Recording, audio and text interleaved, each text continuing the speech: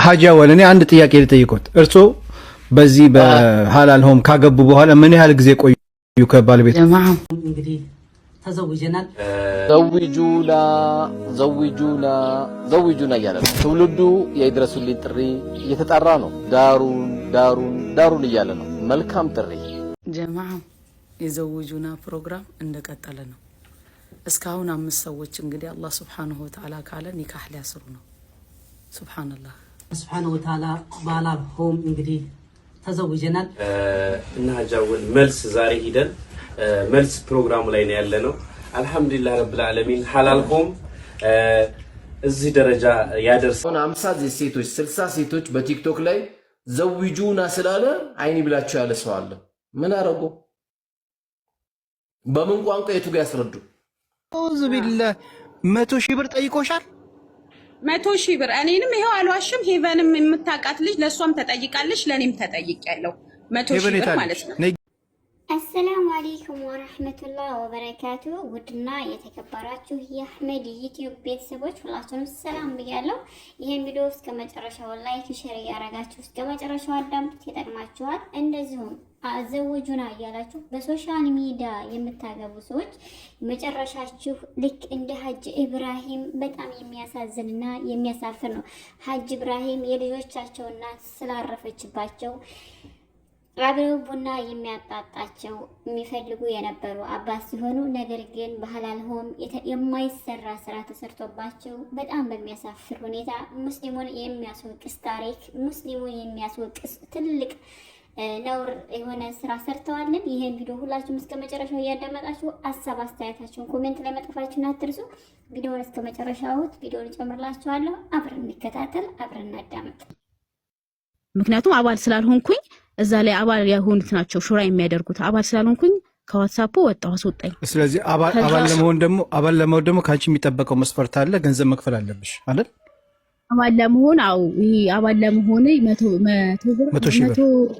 100 ሺህ እንደዛ ነው። እና ስለዚህ አባል ለመሆን እዛ ግሩፕ ላይ 100 ሺህ ብር ከከፈልሽ ብቻ ነው እዛ ግሩፕ ላይ የምትቀላቀለው። ስለዚህ ግሩፕ ላይ ያሉ ሰዎች ስለምን እንደዛ ነው ትያለሽ? በደንብ ታውቂያለሽ 100 ሺህ ብር መሆኑን በደንብ ታውቂያለሽ 100 ሺህ ብር መሆኑን 100 ሺህ ብር ወላሂ አጥቆና እኮ ላውራ ለምን ትንትልኛላችሁ? ሙሉ እኔ እኮ ያስወጣለን። ስለዚህ አንቺ 100 ሺህ ብሩን ስላልከፈልሽ ሌሎች እህቶች እዛ ያሉት ግሩፕ ላይ የከፈሉ ስለሆነ አንቺም ስትከፊ መከፍለሽ ነው መግባት ያለብሽ። ስለዚህ እንዴት ነው አንቺ እኮ ሰራተኛ ነሽ ማለት እዛ ቢሮስ ምሰሪ ሰራተኛ ነሽ አይደል እንዴ? ለሐላል ሆቢስ ተቀጥረሽ ምሰሪ ነሽ። ስለዚህ እዛ ጋር የሚተላለፈው መልእክት አንቺ ግዴታ መስማት አለብሽ። ለሌላ ቀጠሮ አደረግ እንደገና ስንደውልለት አይመችኝም እያለ በአዲስ አበባ ኖሮ ሳምንት ነው ያቆየኝ። ሳምንት ሚዲያ ላይ ሲሰራብኝ ይመቸው ነበርና ጉዳይን ሊያይ ግን ሳምንት ተቆየ። በሳምንቱ እንደምንም አንዳንድ ኡስታዞች ደውሎ ወረዱበት። ሚዲያ ላይ ልናወጣ ትፈልጋለህ እንዴ? ሚዲያን አትፈልገውም ብሎ ሲወርዱበት እሺ ብሎ መጣ። ሽማግሌ ሰበሰቡና በሽማግሌ እንድንፋታ አደረጉ። እንድንፋታ ካደረጉ በኋላ ሚዲያ ላይ አታውጣት እባክህ አትውጡ፣ በቃ አላህ ነው ያመጣው። ይሄ ያጠፋባችሁ ይሄ ሐላል ሆም ነው ያጠፋው፣ ይሄ ድርጅት ነው ያጠፋው። ካጋባችሁ በኋላ ችግሩን ሂዶ ማየት ነበረበት ምናምን ብሎ እነሱ ወረዱበት በሐላል ሆም።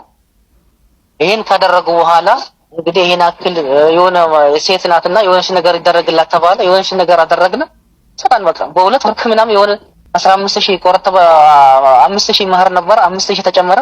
5000 አንድ ጓደኛዬ ደግሞ 5000 ጨምር ያግዝልሃል ስለኝ ለኔ ታግዘኝ ለሷ ስት አልኩ። ከዛ የተሰጠኝ ማሽን ነበር እሱንም ሰጣን። አልহামዱሊላህ ይኸው ሂዶ ራሱን ያፋታው ሐላል ሆም ራሱ አፋታ። አንደኛው ሰደበኝ። አብሮ የሚያጠጣን ነበረው ቤቱን አሳድሮ ሆይ የሚል ነበር መጀመሪያ ቪዲዮ የለቀቀው ሰውዬ እሱ ሰደበኝ። ውድ ቤተሰቦቻችን በድጋሚ ተመልሳለሁ። ሁላችሁም ይሄን ቪዲዮ ላይክ፣ ሼር ማድረጋችሁን አትርሱ። ቪዲዮውን እጨምራለሁ፣ አዳምጡ። ሀሳብ አስተያየት እንሰጣለን። ሁላችንም ልንማርበትና ልናስተምርበት የሚገባው የዚህ አይነት ነውር አስጠያፊ ስራ ልንቃወም ይገባል። ሙስሊምም ይሁን ክርስቲያን ማንኛውም ሰው በሶሻል ሚዲያ ላይ ትዳርን የሚያስጠላና ትዳርን የሚያንቋሽሽ አብሮ ህይወትን እንመሰርታለን እያሉ ሰዎችን እናገናኛለን እያሉ ከሰዎች እያስገደዱ 100,000 200,000 500,000 ብር ድረስ እስከ 1 ሚሊዮን ብር ድረስ የተጠየቁ የሰጡም አሉ። ይህም ግን ትዳር ትልቅ እንደሆነ፣ ትዳር ክብር እንደሆነ፣ ትዳር ለሁሉም ሰው አስፈላጊ እንደሆነ ስለታወቀ ነው። የህይወት ግብ ማንኛውም ሰው የህይወቱ ግብ ምንድነው ቢባል ትዳር ነው። በህይወታችሁ ላይ ደስተኛ ሆናችሁ ሀዘንተኛ ትዳርና ትዳር ነው።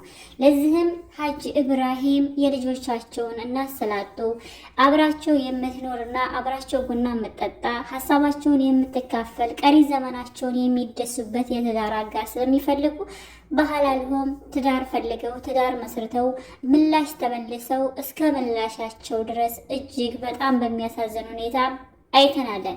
ያም የሆነው ለሶሻል ሚዲያ መሸቀያ እንጂ ለነሱ ትዳር ተፈልጎ ወይም ደግሞ ይህ አባት በትዳራቸው እንዲደሱ ታስቦ አልነበረም።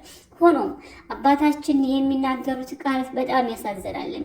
የኢትዮጵያ ሕግ በማይፈቅድበት ሁኔታ ቪዲዮውን ለመጨመር አልቻልኩም እንጂ እጅጉን በጣም ልብ የሚነካ ለሁላችንም ልንጠነቀቀውና ልንማርበት የሚገባ የሶሻል ሚዲያ ዘውጁና የሚባል አሁን ላይ የተከፈተው አዲስ አበባ ላይ ራሱን የቻለ ቢሮ ተከፍቷል። ዘውጁና ይሄ የሚስኪኑን የደሃውን ገንዘብ መብለያ እንጂ ለአላህ ሱብሃነሁ ወተዓላ ብለው መልካም ስራን እየሰሩ አይደለም። ስንናገር ስንቃወም ትዳር አስፈላጊ ነው፣ ትዳር ተፈላጊ ነው። ትዳር አስፈላጊ ሆኖ እያለ ነገር ግን አንድ ወንድ ልጅ ሊያገባት የሚገባው አንድ ሴት ልጅ ቤተሰቦቿ የሚታወቁ እንደዚሁም አንድ ወንድ ልጅ የማን ልጅ እንደሆነና ምን አይነት ሴት ልጅ እንደሚንከባከብና ሴት ልጅ ተከባክቦ ትዳሯን እንደሚያሳምርላት ወይንም ደግሞ ሴት ልጅ ከአባቷ ቤት ሲወስዳት ክብሯን እንዴት እንደሚጠብቅላት ቤተሰቦቹ የታወቁ እሱም የታወቀ መሆን አለበት። ለዛም ነው ባካችሁ በአሁኑ ሰዓቱ በጣም የከፋ ሰዓት ላይ ያለ ነው። ዝም ብላችሁ በሶሻል ሚዲያ ያገኛችሁትን አሰሰገሰሱን አትጠቀሙ የምንለው ለዚህም ነው። ትዳር አላህ ሱብሓነሁ ወተዓላ በቁርአን ላይ ይናገራል። ያክስት ያጎትን ልጆችም እንዲጋቡ የተፈቀደው ለምንድን ነው? የማን ልጅና የማን ዘር ነው? ቢያንስ ቤተሰቦቹ ይታወቃሉ። አንድ ሴት ልጅ ብትወልድ የባሏ እናት ልጆቿን ተቀብላ ማሳደግ እንድትችል ፋሚሊ የሆነ ቤተሰብ እንዲጋባ የተዋወቀ ቤተሰብ እንዲጋባ የቅርብ ሰው የምታውቁትን ሰው አግቡ የሚባለው ለዚህም ነው። ሶሻል ሚዲያ ላይ ወጣችሁ ሴትነታችሁን አርክሳችሁ ወንዶችም አባወራነታችሁን አሳጣታችሁ በሚያስጠላ ሁኔታ ትዳርን መመስረት እጅጉን በጣም ያሳፍራል። አዎ አውቃለሁ፣ አላህ ሱብሃነሁ ወተዓላ ተዘወጁ ብሏል፣ አግቡ ብሏል። ነገር ግን እናንተ የምታገቡት ለአላህ ብላችሁ ከሆነ የማይፈለግን ትዳር ገብታችሁ ከማይፈለግ ቦታ ላይ ሶሻል ሚዲያ ላይ አብሶ ሙስሊሙን በሚያስወቅስ ሁኔታ አንድ ሴት ልጅ ተበደልኩ ብላ በወንድ ልጅ መንጣት እስልምና አይፈቅድም። አንድ አባወራ ስለሚስቱ ሶሻል ሚዲያ ላይ ህዝብ እየሰማው መጥቶ መናገር እጅግ በጣም ያሳፍራል። ሁለት ባልና ሚስቱን በጨለማ የሰሩትን ስራ ወደ ሶሻል ሚዲያ ህዝብ እያየው ህዝብ እየሰማው መናገሩ እጅግ ያስነውራል። ለዚህም አላህ ሱብሃነሁ ወተዓላ እኛን ያስጠነቅቀናል። አማና የተሰጣችሁ ቢኖር ሴቶቻችሁ ናቸው። ሴቶቻችሁን ተንከባከቧቸው፣ ስትፈቷቸውም ሀቃቸውን ሞልታችሁ ጨምራችሁ ስጧቸው ይላል። ለምንድን ነው? የሴት ልጅ ልብ ለመጠበቅ።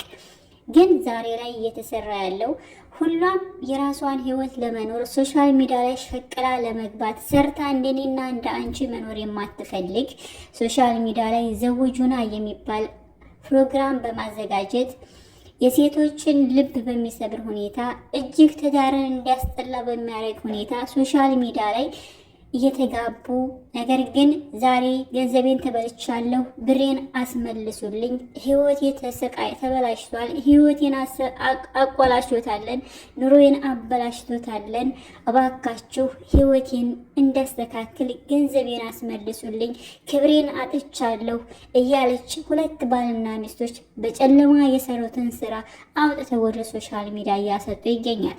ይህንም ስንቃወም እናንተ አላህ ሱብሃነሁ ወተዓላ የፈቀደ የተፈቀደውን ነገር ሐራም እያረጋችሁ ነው እያሉ ይላሉ። እኛ ሐራም አላረግንም። አላህ ሱብሓነሁ ወተዓላ ሐላል ያረገው በሐላል እንድትገናኙ እንፈልጋል። አላህ ሐላል አለይኩም ያለውን እኛ ሐራም ነው ብለን አላልንም። ነገር ግን አንድ ሴት ልጅ ክብር አላት። የዛችን ልጅ ሴት ክብር እንዴት ነው ማየት የምንችለው?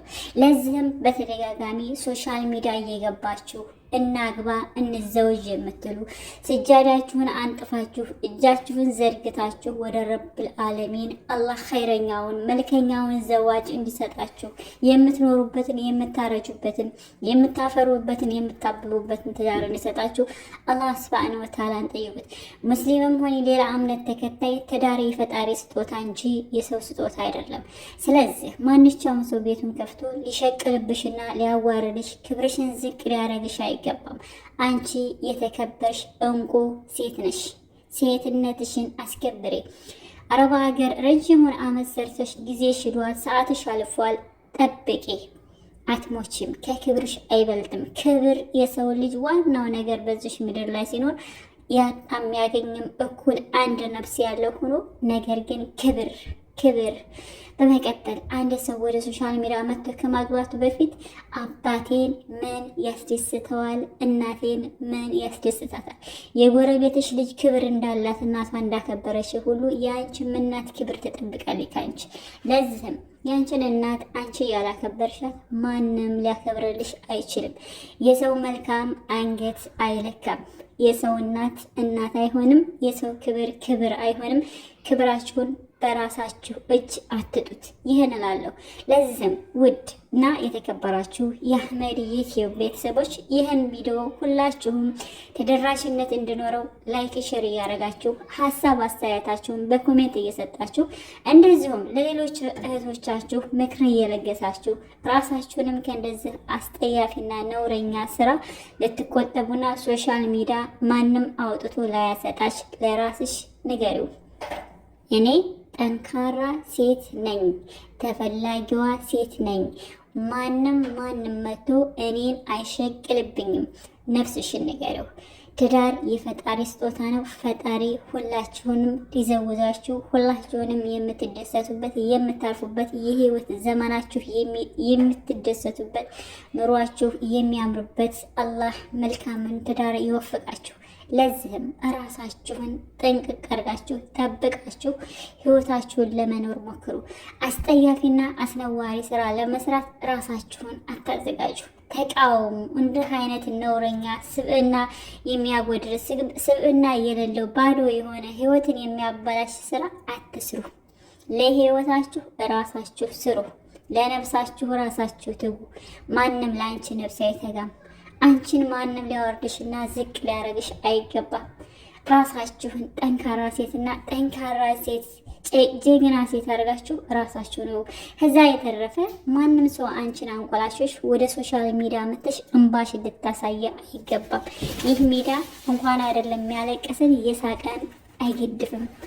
ነፍሳችሁን ከማንም በላይ አላህ አሻሽሎ የፈጠራችሁ ከሁሉም በላይ አልቆ የፈጠራችሁ ጌታ አላህ ሱብሓነሁ ወተዓላ እሱም ብቻ ጠይቁት።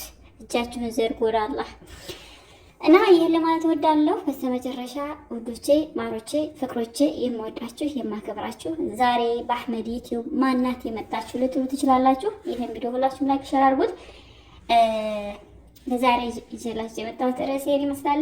ነገር ግን ሴትነታችንን አስከብር፣ ማንነታችንን አስከብር። ማንም መቶኛ ላይ ካነ በራሳችን እንብቃቃ፣ በራሳችን እንኩራራ።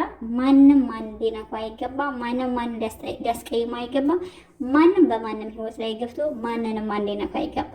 እኔ ለኔ ጀግና ሴት ነኝ። እኔ ለራሴ የኔ ሰው አለ ሲመጣ እስከሚመጣ ድረስ አሜን ብዬ ጠብቄ ሐላሌን እቀበላለሁ። ያም በቤቴና በቤቴ ብቻ ሲመጣ ማንነቴን ቤተሰቤን አያውቁ ይምጣ። አለዛ ግን ላረገውም በፍጹም ላቀደውም ላስበውም አይገባም። ሲጀመር እንደ አይነት ቤት ገብታችሁ ቁጭ ብላችሁ የምታዳምጡ ራሱ ልብ የላችሁም እንጂ አታረጉትም። እኔ ብሆን አላረገውም በፍጹም። እንደ አይነት ቦታ ላይ አልገኝም።